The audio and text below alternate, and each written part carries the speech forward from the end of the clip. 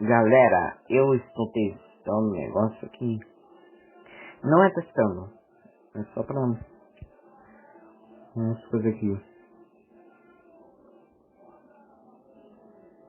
E galera, eu descobri que o Metal Pipe aqui, ó, Metal Pipe é uma lenda. Diz que quando que faz esse barulho, acontece, ele vai, sei lá o que, negócio da... Ele vai vir na tua casa às 3 da manhã, gente. Que perigo. Perigo, gente. Olha isso aqui. Olha esse som, mano.